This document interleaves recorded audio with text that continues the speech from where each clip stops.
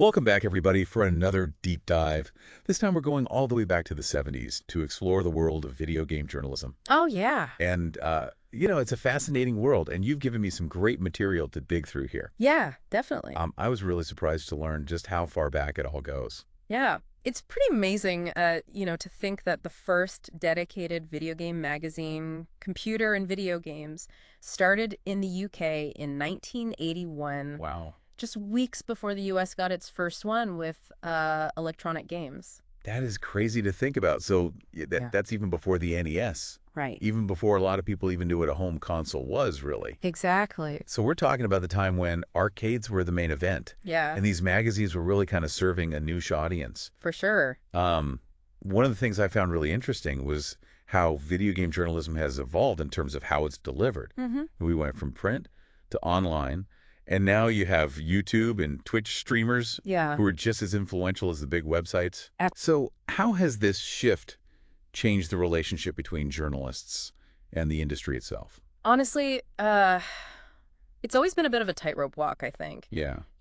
Getting access to games and developers is critical for Like it. journalists to do their job, but at the same time, you have to maintain your independence, Yeah. and it's a constant struggle. And the move online, while it's opened up so many avenues, it's also introduced a lot of challenges, Yeah. especially when you're talking about the speed of information these days. Right. Because now you have this pressure to be first, Yeah, to break the news, to get the clicks, the views. exactly. So I imagine that puts a lot of pressure on journalists to maybe cut corners ethically. Yeah, I could see I that. mean, we've seen some pretty dramatic examples of this. Oh, yeah. Like the Jeff Gerstmann situation back in 2007. Oh, yeah. He was fired from GameSpot for giving Kane Lynch Deadman a bad review. Yeah, and it wasn't just the bad review. It was also that the publisher, Eidos Interactive, they were a big advertiser on GameSpot. Wow. And even though they never officially linked his firing to the review, Okay. it caused a huge uproar in the industry. It makes you wonder about what was really going on behind the scenes. Yeah, and it really brought up some serious questions about, Yeah. editorial integrity and the influence of advertisers. Absolutely. And then we had things like Doritagate with Eurogamer. Right, Dorito-gate, that was another big one. Yeah. The journalist was threatened with legal action after writing an article that was critical of how Why? cozy the relationship was between games journalists and publishers. Uh-huh. The publishers were giving out these lavish gifts, like Right. trips to these big Doritos-sponsored gaming events. Oh, wow. And the article kind of called them out on it, and Right. and they were hit with legal threats, basically saying, like, take it down. Wow. So it shows you how these legal pressures can Yeah. be used to silence journalists. Absolutely. And it makes you really think about whether people can be truly honest in their criticism. Right. It all comes back to that independence. You had mentioned earlier about the financial pressures of online media. Oh, yeah. And that's got to be even more intense now with YouTube and all the sponsored content. Absolutely. You have all these YouTubers and streamers who are getting paid by publishers Yeah. to cover their games, Yeah. and it just kind of muddies the waters. Yeah. Is this a real objective review, or is this just an ad? Yeah. Are they being honest, or are they Yeah. being paid to say this? Right. It's a really tough situation. Yeah, it is. On the one hand, these creators need to make a living. Yeah, they got to pay the bills. But on the other, you need that transparency Absolutely. to maintain credibility with your audience. For sure. And that's something that, both traditional and new media are wrestling with. Yeah. How do you find that balance? Yeah. How do you make money and still give people unbiased, insightful coverage? It's a really tough question. And then you throw in things like review scores and aggregate sites like Metacritic. Oh, yeah. And it just gets even more complicated. Mhm. It's a lot to unpack. We'll definitely dig into that more after the break. Yeah, sounds good. You mentioned Metacritic, and that's something that I really wanted to dig into because it's become so powerful. Yeah, for sure. I mean, it's basically like a report card for video games these days. It is. It's crazy. So, like, how much power does a score on Metacritic actually have? Honestly, way more than you'd think. Really? Yeah, those scores aren't just, for bragging rights. They can Okay. actually make or break a game. Wow. And they can even affect the developers themselves. Really? How so? Well, in some cases, developers' bonuses are tied to hitting certain Metacritic scores. Wait, so you're saying that there are developers out there whose paychecks are directly affected? Oh, yeah. by what a website says about their game? Absolutely. That just seems a little... It's wild, right? Yeah, it's intense. It is, and a classic example of this is Fallout, New Vegas. Okay. So Obsidian Entertainment, the developers, they were promised a bonus from the publisher, Bethesda.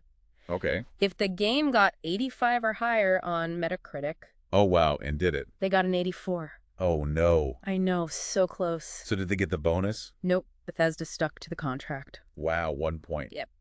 You have to wonder if that kind of pressure affects how reviewers approach a game. Oh, yeah, for sure. It also makes me question, whether a single number can really capture everything about a game. Right, it's so reductive. Yeah, because games are so complex. And so nuanced. You can't just boil it down to a number. Exactly, and some sites have really grappled with this publicly. Oh, yeah, like who? Well, Eurogamer and Kotaku, for example. Right.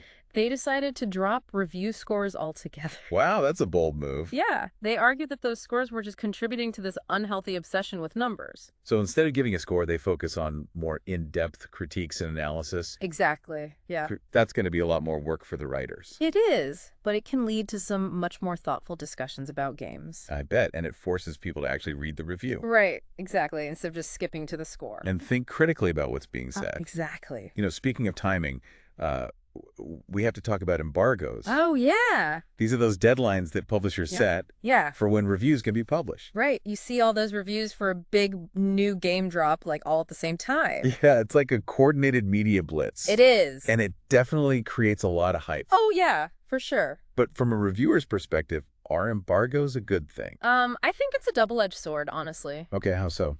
Well, on the one hand, it gives everyone a level playing field. Okay. So no one's getting an advantage by publishing early. I can see that. But on the other hand, modern games are just so massive and complex, and it's often impossible to really fully experience a game before that embargo lifts. I imagine that could be pretty frustrating. Yeah, you're rushing to get your review out by the deadline. Right. But you haven't even had time to see everything the game has to offer. Does that compromise the integrity of the review, do you think?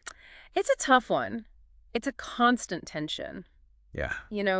Reviewers have to try to balance playing by the rules of the embargo, but also giving a fair and honest assessment of the game. I see what you mean. And then you have the whole world of leaks and rumors. Oh, yeah. It seems like the internet has made it almost impossible to control information. Absolutely. There's always something being whispered about online long before any official announcements. And some sites have really built a reputation on breaking those stories. Like who? Like Kotaku, for example. They're known for getting the scoop. Yeah. Even if it means getting on a publisher's bad side. But there's a risk to that, right? Absolutely. I mean, getting blacklisted could really hurt a journalist's career. Absolutely, yeah. So how do you balance that desire to be first with the potential consequences? That's the million-dollar question. Yeah, how do you even decide which rumors are worth chasing?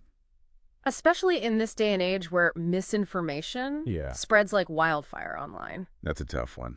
It's all about carefully vetting your sources, maintaining a healthy dose of skepticism, and being willing to take responsibility if something turns out to be false. It's not just about being first. It's about being accurate. Exactly. And accountable. For sure. And all of this is happening at a time when the field of video game journalism itself is evolving. Okay. We're seeing a shift. Towards what? Towards more personal and analytical writing. Interesting. Some people call it new games journalism. New games journalism. Yeah. I like that. So new games journalism, it sounds kind of fancy. It does have a nice ring to it. Is this like a totally separate thing from traditional game reviews? I think it's more of an expansion. Traditional reviews usually stick to things like, graphics, gameplay, sound. The nuts and bolts. Right, exactly. But new games journalism digs deeper. Into what? It looks at the feelings a game creates. Oh, okay. The cultural impact, how it connects to the wider world. So instead of just saying this game's fun, you're trying to figure out why. Exactly. Yeah. Yeah, and why it resonates with players. I see. It's a much more literary and analytical approach.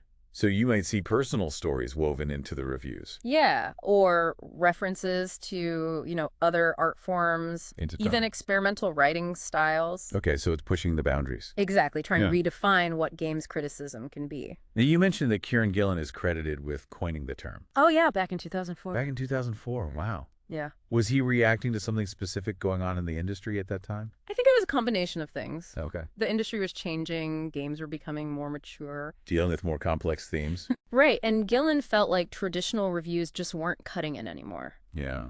He wanted criticism that engaged with these games. On a deeper level. Exactly, on an intellectual and emotional level. So it was more about pushing for a more thoughtful kind of criticism. Right, not just a consumer guide. Do you think new games journalism has actually achieved what he set out to do?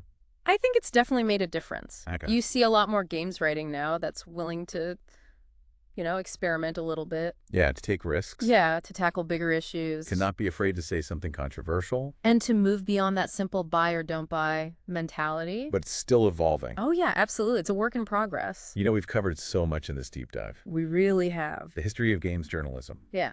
The ethical challenges, the power of review, scores the impact of technology. Mm-hmm. It's been amazing to see how this field has adapted and changed over time. Yeah, and it's going to keep changing as games themselves evolve. That's a good point. I mean, what will games journalism look like in a world of VR and AR? Wow. In these massive online worlds where everyone's connected. It makes you think. It's a really exciting time to be following this industry. It's not just about playing games anymore. Right. It's about understanding the forces that shape them. Yeah. The conversations they inspire, and the impact they have on our culture. Absolutely.